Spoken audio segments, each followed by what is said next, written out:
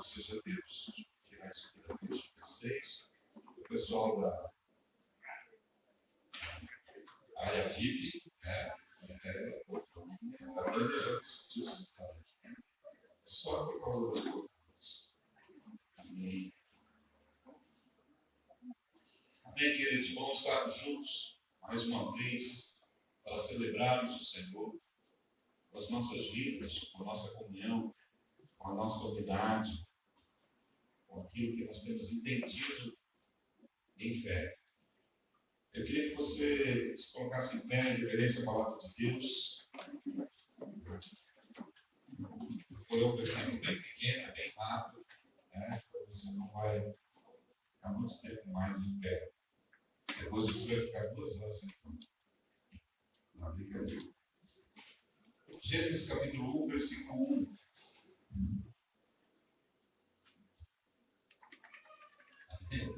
Alguém não achou?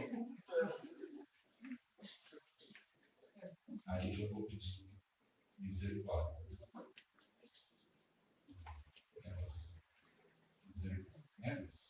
Tem aqueles que não fazem a Bíblia, né?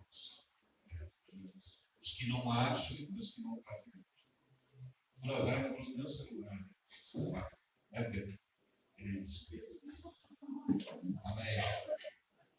Deixa eu pregar antes que você já combinado. Essa parte de ser. No princípio, Deus criou os céus e a terra.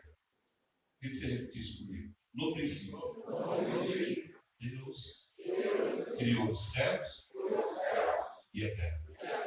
Amém? Pai, nós pedimos que o Senhor nos dê discernimento e entendimento da tua verdade, da tua palavra. Temos buscado esse ano, Deus, ser uma igreja onde queremos ter o conhecimento e a sabedoria para aplicar aquilo que o Senhor nos está revelando, nos ensinando na condução desse projeto, desse propósito estabelecido como tema. Eu oro, meu Deus, por mim, oro, Senhor, por cada um de nós responsáveis de trazer, ó Deus, de uma forma muito clara, para que as pessoas que estão aqui, Senhor, possam entender a verdade do Evangelho. Por isso, Senhor, abre as nossas mentes, dá-nos foco, concentração, para que possamos realmente, Deus, sair daqui muito mais maduros, muito mais aperfeiçoados no conhecimento, no entendimento da tua verdade. Por isso oramos, ó Deus, para que caia por terra toda a ação do mal, tudo aquilo que vem distrair a nossa mente, que vem dispersar a nossa mente, para que possamos estar rendidos diante dos teus pés, como Maria estava. E Maria, disse o Senhor, a Maria, ela escolheu a melhor parte, que é render-se aos pés de Jesus. Assim oramos, Pai, por fé. Amém.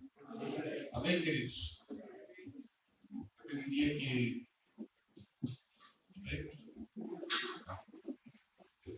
que você continuasse trazendo o seu caderno de anotação com o Flávio ali, ó,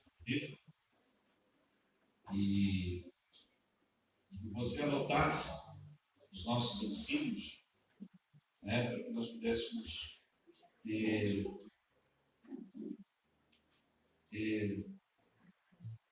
não somente ouvir, mas ter bases para nós podermos amanhã, quem sabe, né, algumas frases que são tão importantes e tão, às vezes, com uma nova vertente no nosso entendimento e no nosso conhecimento. Então, queridos, nós temos um grande desafio esse ano, que é trazer um pouco mais de conhecimento e discernimento e entendimento da palavra de Deus, para que nós possamos compreender melhor e aplicar de uma forma mais fundamentada aquilo que nós entendemos como que vem do Senhor. Apóstolo Paulo, ele diz que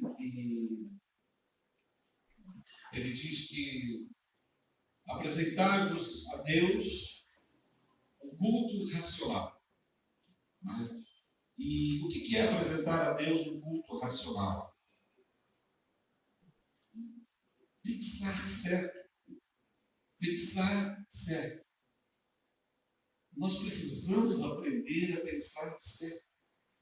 Nós precisamos aprender a ter uma fé que seja uma fé correta.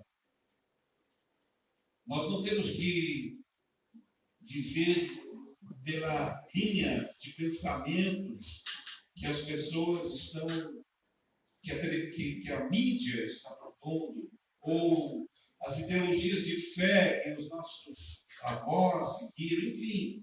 Há uma corrente de pessoas cristãs no Brasil, e somos acho que a terceira maior nação que professa o cristianismo no mundo, e nós temos uma corrente de pessoas que não sabem por que vão à igreja, não sabem por que creem, não sabem por que oram, não sabem como orar, vivem na força do vento, da doutrina do vento. Qualquer vento de doutrina as conduz para lugares diferentes, para modos diferentes de pensar.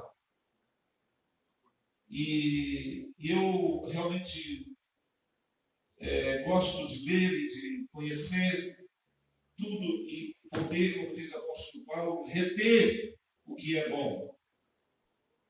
Então, nós precisamos ter fundamentos para podermos constituir a nossa fé numa base.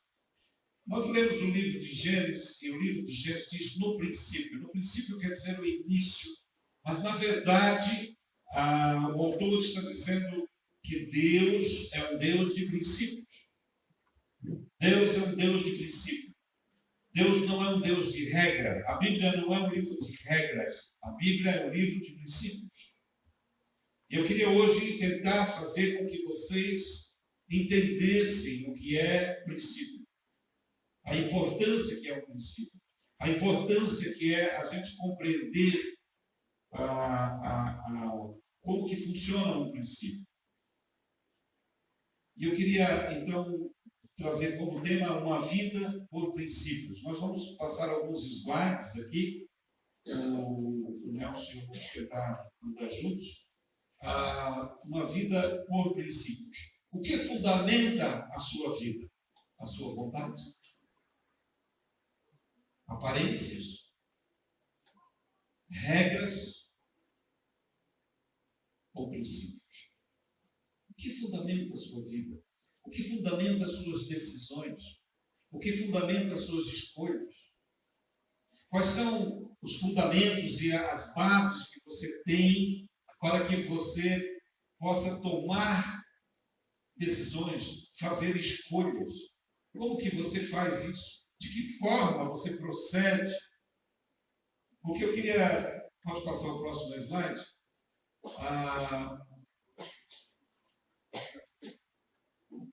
Eu vou passar por aqui. É isso? É verdade. Deixa eu ver. Aqui. Não dá problema. Eu gosto do meu caderninho escrito à mão, mas vamos lá. Irmãos, todos os dias, não preciso olhar lá também, todos os dias nós tomamos de 400 a 1000 decisões. Pequenas decisões, grandes decisões. Claro que no domingo você não toma muita decisão, né? Domingo no dia você faz lá, né? Você acorda mais cedo, mais tarde, né? É um dia que você relaxa mais. Mas imagine você no seu dia a dia, Rodrigo? Lá na atividade da casa, né? 1.200 decisões. Né? Quantas decisões vocês tomam por dia? Né? Quantas decisões? Quantas situações surgem? Quais são os fundamentos e as bases que você tem para essas decisões? Vou voltar lá ao anterior. A sua vontade? É a sua vontade que determina? Ou é as aparências? Né? Nós gostamos de viver de aparências. Né? O que as pessoas vão falar? Não são regras. Tem gente que gosta de regra, né? Como é um princípio.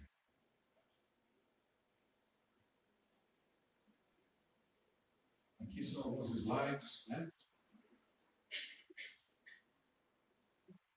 Porque é difícil tomar decisões. Vou ter que mudar aqui também. William James. Os meus vasos estão lindos. Quando eu falo em inglês, porque o inglês é britânico. É britânico. Ele diz assim, William James diz: quando você precisa de tomar uma decisão e não a toma, está a tomar a decisão de não fazer nada. Interessante, né? Na verdade, você tomou uma decisão, né? Não fazer nada.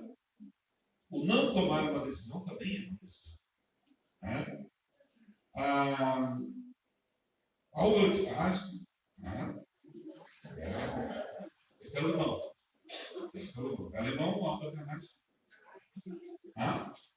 Não. Eu falo alemão também.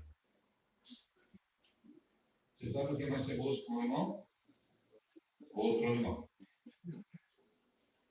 Albert Einstein, ele diz: toda decisão acertada é proveniente de experiência. E toda experiência é proveniente de uma decisão não acertada.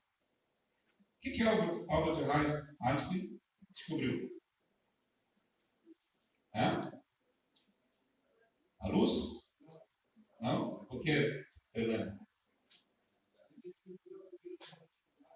Escreveu a teoria da relatividade. Não foi a luz também? Não.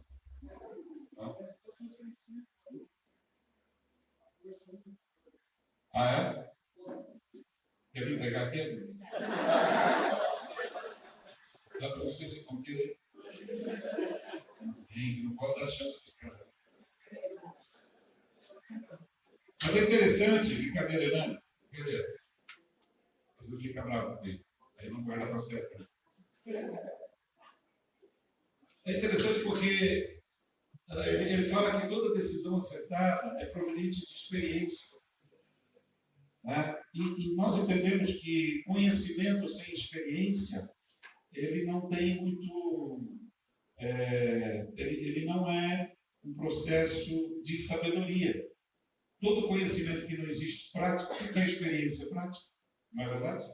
Prática. Né? Quem aqui não sabe andar de bicicleta? Não precisa perguntar não. A Ruth não sabe? Quem mais não sabe? Você pode explicar para a pessoa como é que anda de bicicleta, sabe? Põe uma perna primeiro, né? Senta no selinho e pedala. E não para. Eu tinha um primo que me ensinou a andar de bicicleta. Esse primo, hoje ele não está bem na cabeça, mas ele era muito legal. Porque, irmãos, ele me segurava aqui, ele corria na minha frente, passava de mim, para me segurar lá para me parar. A bicicleta era muito grande. Ele me ensinou a andar de bicicleta. Depois que eu aprendi, eu adquiri experiência. A partir do momento que você adquire experiência, você nunca mais esquece. Faz uns 5 anos que eu não ando de bicicleta, mas se eu for andar amanhã, eu consigo. Por quê? Porque o conhecimento com a experiência nos faz ser sábio. Certo? A sabedoria é aplicar aquilo que a gente aprendeu, não somente o que a gente conheceu. Isso é para isso que existe a sabedoria. Um exemplo legal de sabedoria e conhecimento é, por exemplo, você sabe que tomate é uma fruta? Isso é conhecimento. Amém? Sabedoria é saber que você não põe tomate na salada de fruta. Isso é sabedoria. Sabedoria é você conduzir o que você conhece, o que você aprende, aquilo que você realmente aprendeu. Vamos falar de Jesus agora. Chega ao Einstein. Vamos lá? Geralmente, nossas decisões são tomadas debaixo de emoções. Eu falei sobre isso no domingo passado, como coordenar as nossas emoções. Geralmente, nós tomamos decisões debaixo de emoções. Né? E as nossas emoções nunca, mas geralmente elas não estão bem equilibradas. Né? Elas estão desequilibradas. E as emoções, elas querem ter o comando da nossa vida. Elas existem para isso. As emoções, elas querem ter o comando da sua personalidade. Elas querem ter o comando da sua vida.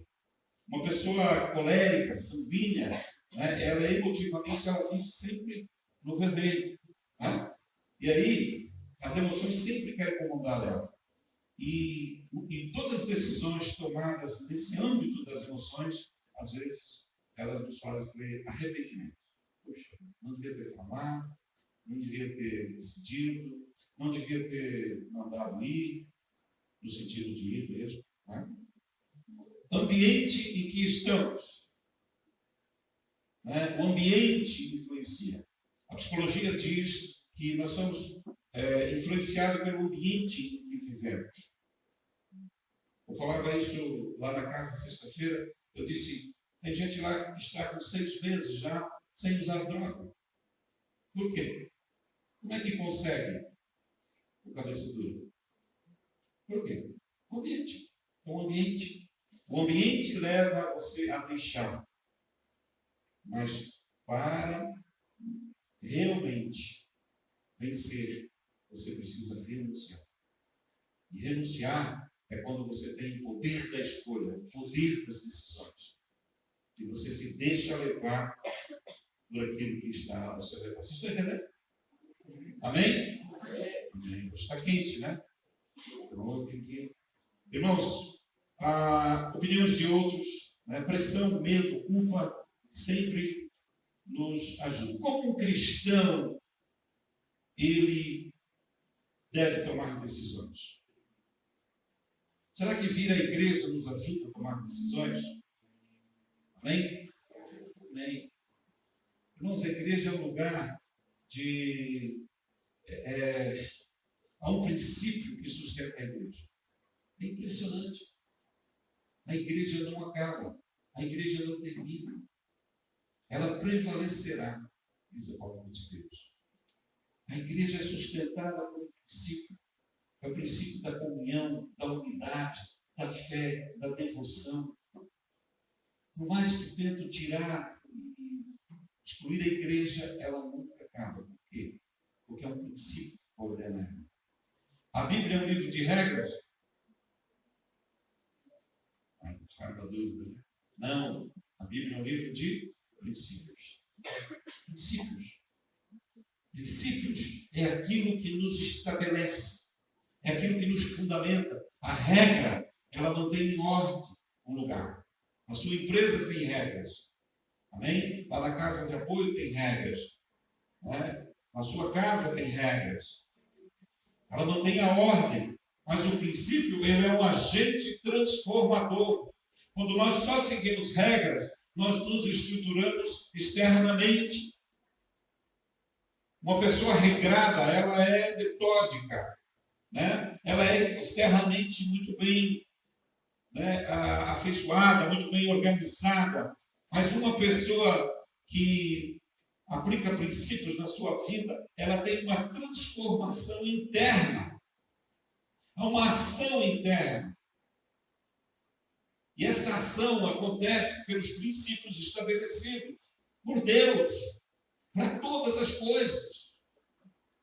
Aquilo que precisa acontecer na sua vida é internamente, não é externamente. Porque se for externamente, a emoção é relativa, vai passar. Mas quando acontece internamente, ele é transformador. Ele tem valor, é como uma semente de oliveira. Se derem para você 20 sementes de oliveira, que valor tem? Nenhum. Nenhum. Nem sei onde você venderia isso. Mas se espremer a semente, o que sai dela? Azeite de oliva. Aí com um pote de azeite de oliva você tem valor. Porque do seu interior saiu aquilo que tem valor. Deus está resgatando, está trabalhando em cada um de nós a essência do que tem valor. Aquilo que está dentro de nós. E é isso que Deus precisa desenvolver através de um princípio. Vou mudar aqui. Quando aplicamos princípio, nós somos transformadores. Né? Aqui, ó. Já estou aqui. Ó. Quando aplicamos princípios, nós somos transformados internamente. Princípio é o fundamento que determina um propósito. Exemplo, um navio. Por que um navio de 250 mil toneladas flutua no mar, ou na água? Por quê? Porque é um princípio de Arquimedes. Um cara que desenvolveu um princípio que o calado do navio, que é aquilo que fica embaixo da água, bem feito, bem dimensionado, ele permite que 250 toneladas de ferro flutue. É um princípio. O avião. Qual é o princípio que faz com que o avião voe? O princípio da aerodinâmica. Os remédios, quais são os princípios? É interessante. Você toma um remédio, né, para dor, o princípio ativo, né, ele vai e age na dor que você tem. O corpo humano é um princípio da engenharia natural. O corpo humano, sabia que para você ficar em pé, há um princípio, há nervos que ligam, que estabilizam você. Há um conjunto de princípios que permitem na sua coluna vertebral para que você fique em pé.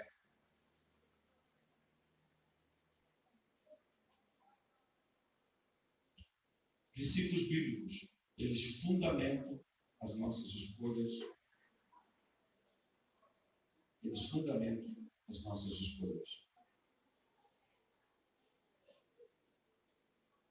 Quando você tem que escolher algo, quais são os princípios que você tem para essas escolhas?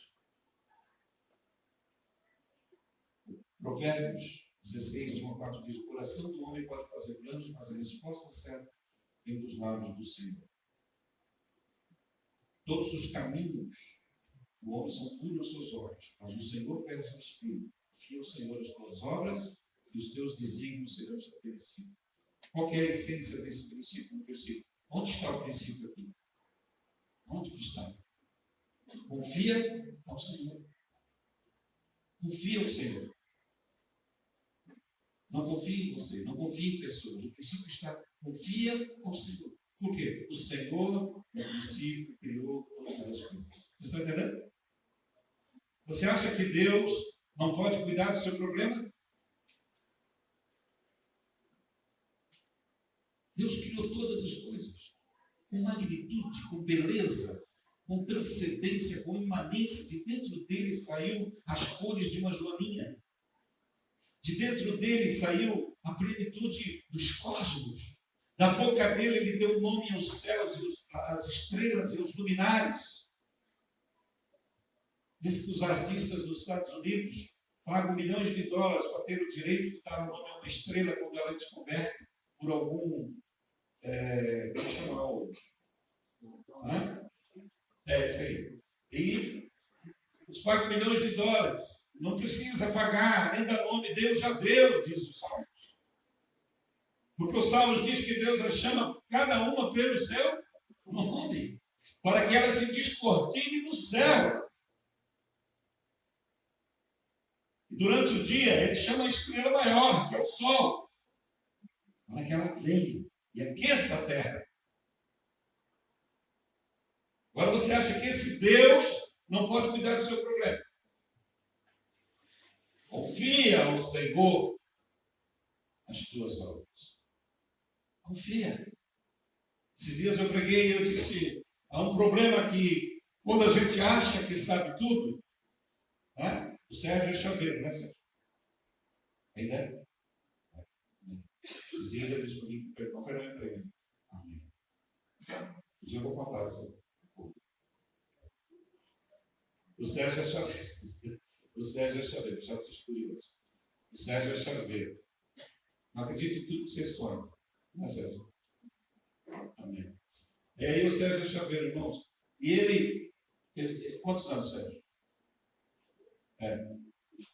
20 anos. Ou 20 anos. O cara manja, né? O cara manja. Então, ele corre o risco de todos os dias fazer o serviço sem orar. Eu sei fazer.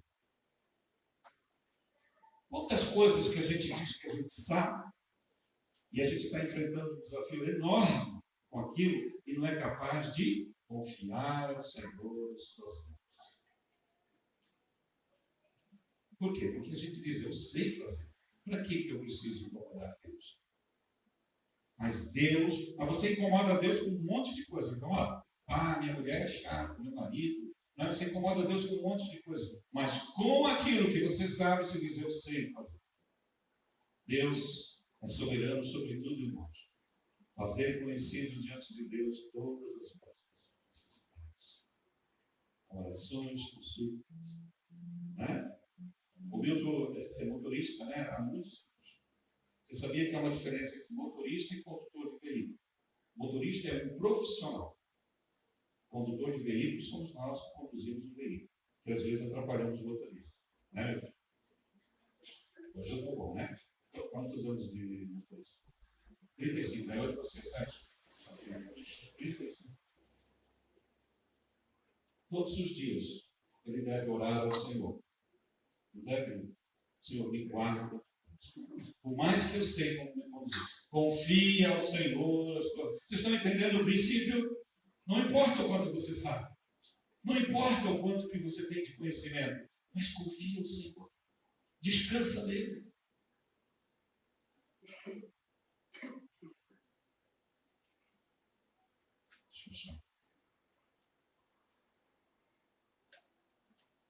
Esta escolha que você toma é da vontade de Deus?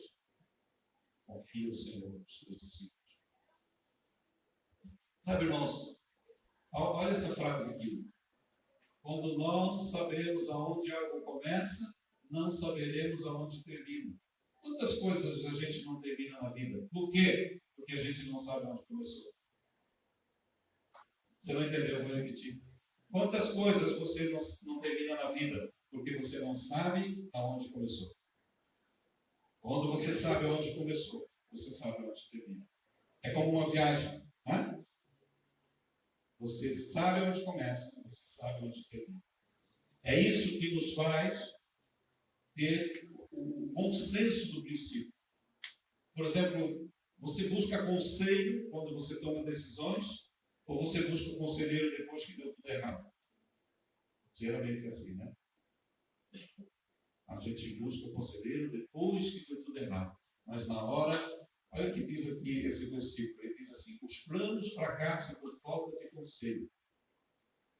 É profundo. Os planos fracassam por falta de conselho. Mas são bem-sucedidos quando há muitos conselheiros. Provérbios 15, 22. E oração? Como que você ora? Quais são os princípios que você tem para a oração? Olha só, Deus não abençoa pedidos, Deus abençoa intenções. Deus abençoa intenções. Deus não abençoa pedidos. Eu já falei, não. Deus vai pegar no meu pé. Deus abençoa intenções, não pedido, irmãos. Como assim, pastor? Irmãos, vocês sabiam que não foram os discípulos que mais impressionaram Jesus? Não foram os discípulos. Pelo contrário, eles mais incomodaram o Senhor. Você pode observar que o apóstolo Paulo, que não viveu com Jesus, que não esteve com Cristo, ele teve um relacionamento muito mais profundo com Jesus do que os outros 12 apóstolos. Por quê? Por quê? É um princípio aqui. Por quê? Porque não basta apenas estar junto. Precisa criar intimidade. Precisa criar conexão. Queridos, os discípulos não entendiam o que Jesus veio fazer na terra. Nunca entenderam. Até que ele morreu. Quer ver a diferença entre estar junto e intimidade? Você sabe um saco de batata de 50 quilos? Tem 50 batatas, não, tem 50 quilos de batatas ali dentro. Elas são exatamente iguais? Não. Certo? Elas estão juntas. É um saco de batata? É. Para que essas batatas sejam uma coisa só, o que precisa acontecer? Virar purê. Aí, vira intimidade. Para virar purê precisa o quê? Pôr no fogo, na água, né, Cida? E deixar ferver. Depois tem que fazer o quê? Não. tirar a casca. Olha, você não sabe fazer purê? Ele faz purê com casca, pelo amor de Deus.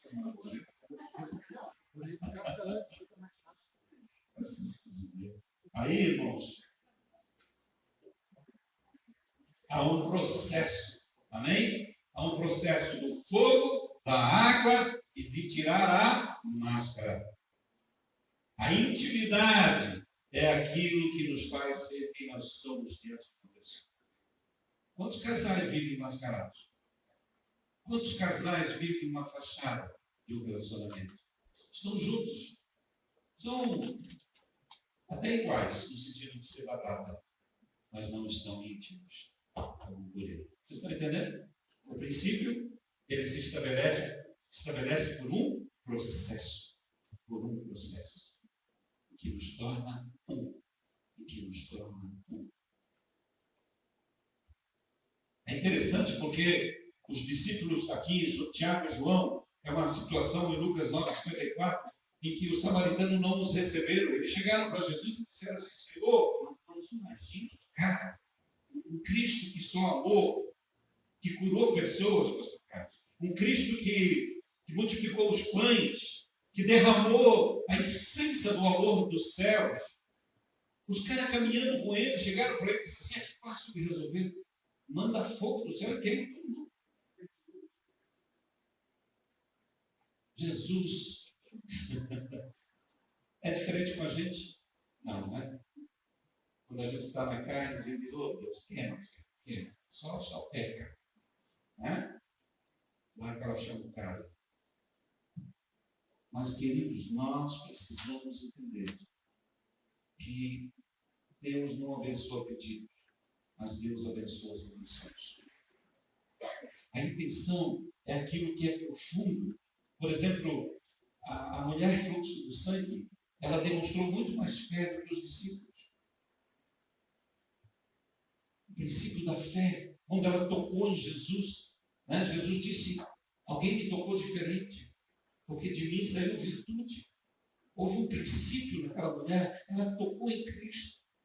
O centurião, quando pede para que Jesus cure o seu empregado, é o princípio da autoridade. Os discípulos não conseguiam conviver com isso, com esse ambiente de princípios. Tiago 4,3 diz: pedis e não recebeis, porque pedis mal, para o gastar em vossos deleites. Irmãos, como que nós fazemos as nossas orações? Geralmente nós fazemos as nossas orações assim, dizendo: Deus, me ajuda Deus, muda meu filho. Deus, muda meu esposo. Muda minha esposa. Isso é um pedido, irmãos. Não é uma oração com intenção. A oração com intenção é assim: Deus, me ajuda a mudar para mudar o meu filho. Me ajuda a mudar para aceitar a minha esposa, meu esposo.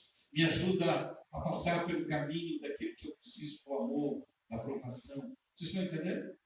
A oração transformadora é uma oração de intenção. É aquela oração que você coloca na presença de Deus, diante não daquilo que você quer, mas daquilo que você precisa. Você não ora dizendo: Deus, me ajuda a resolver essa situação financeira. Mas você ora: Deus, me dá meios, me dá formas, me ensina a administrar melhor, me ensina a buscar recursos e meios e formas para mudar isso. Quando nós oramos, quando eu pedi para Deus um local para fazer a sede do FAS, eu não pedi algo para me aparecer. Eu pedi algo a Deus dizendo: Deus, nos dá um lugar melhor, nos dá um lugar com acomodações mais adequadas para que a equipe possa ter mais estrutura para trabalho, nos acolhidos possam se sentir melhor. Nos dá um lugar, Senhor, para que seja um agente transformador do reino, que as pessoas possam olhar para aquele lugar e perceber ali a graça. Nos dá condições, Deus, de estarmos adequados dentro das exigências da saúde. Nós levamos o nosso projeto.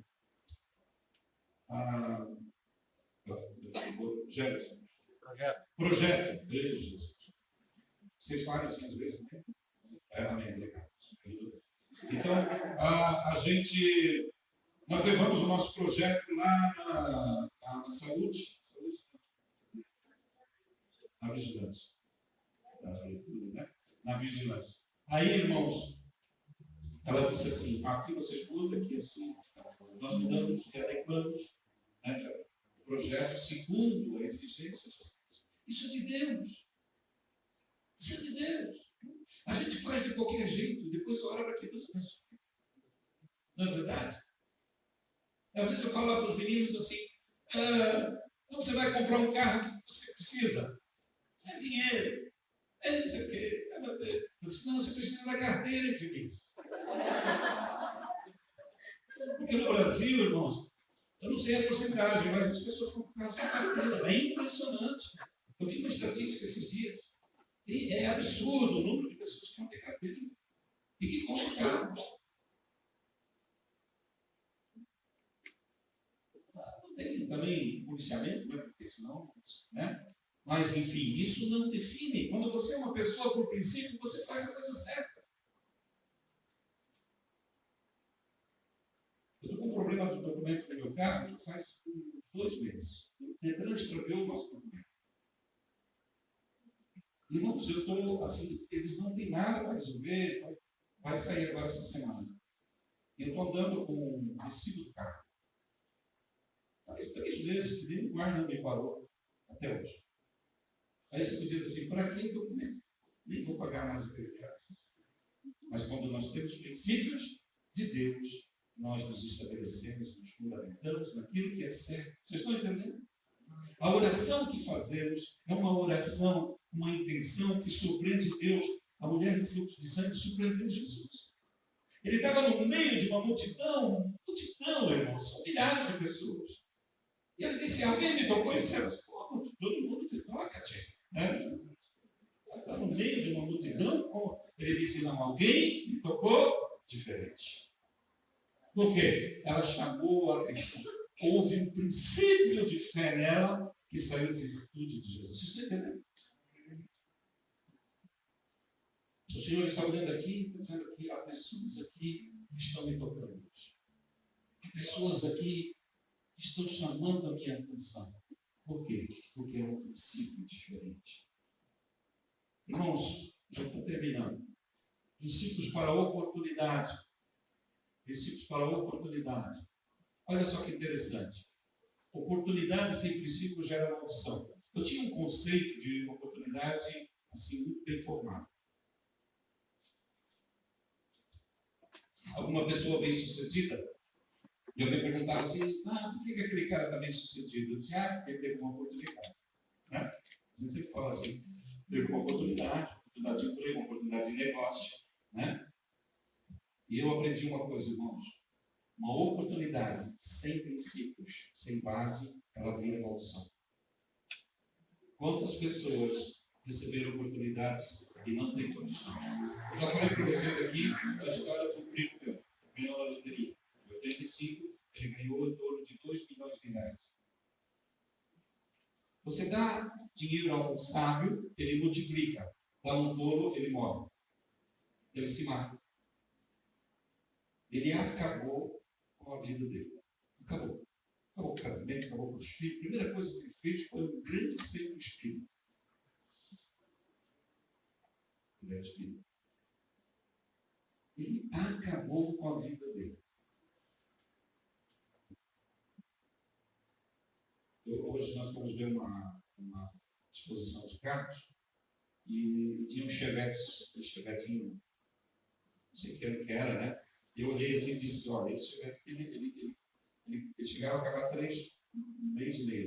Bebia, bombava, era uma loucura. Vocês estão entendendo? Uma pessoa que recebe uma oportunidade sem princípio, ela se mata. Aquilo vira uma maldição. A oportunidade, nós temos que ter princípios para decidir. Olha um exemplo interessante. Davi, em 2 Samuel 12.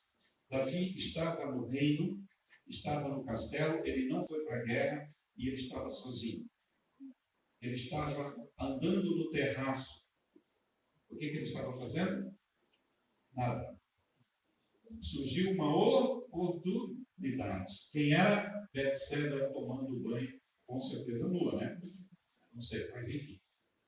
Davi se encantou com a mulher, esqueceu os seus princípios, usou dos seus direitos e chamou a mulher e adulterou com Betseba.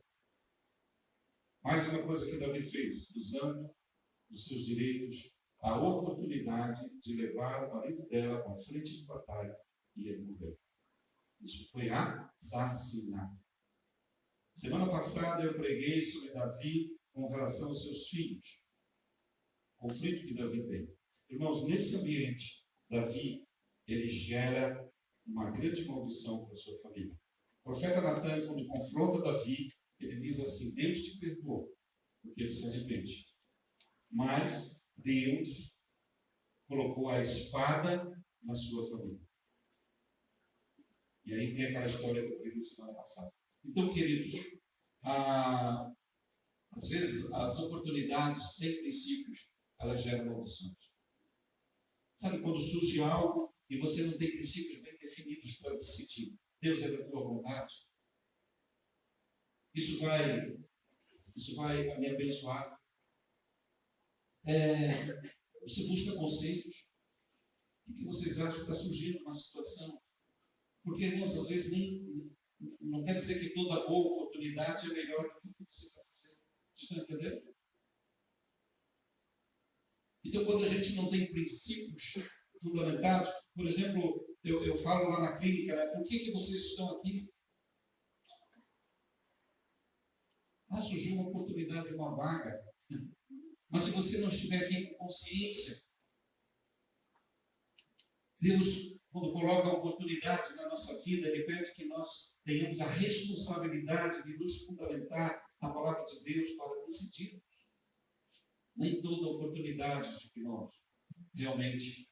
João 1,7 diz: mas se andarmos na luz como Ele na luz está, temos comunhão uns com os outros, e o sangue de Jesus Cristo, seu Filho, nos purifica de todo pecado.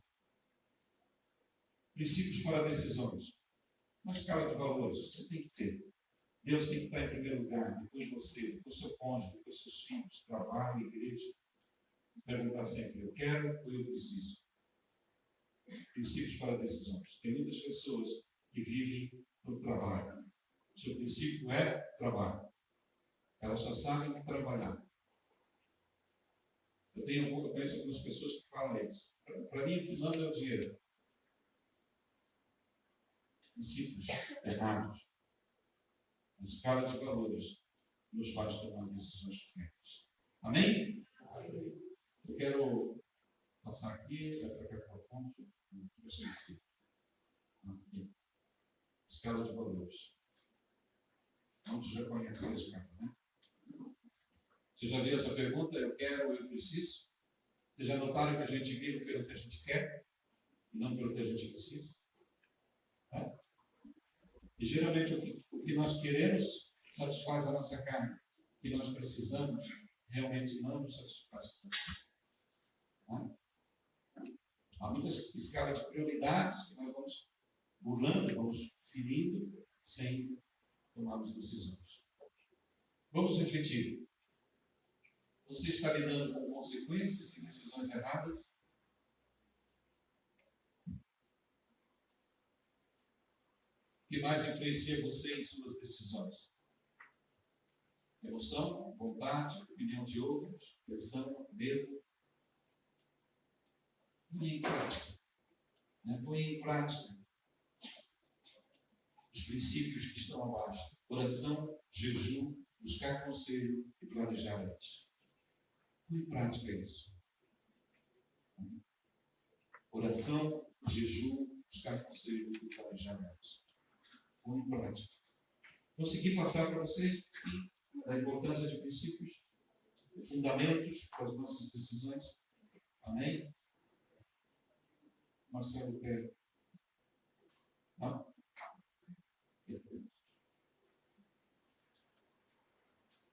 Amém. Não tem pessoas? Pode vir? Pode vir. Deve ser caro, não tem?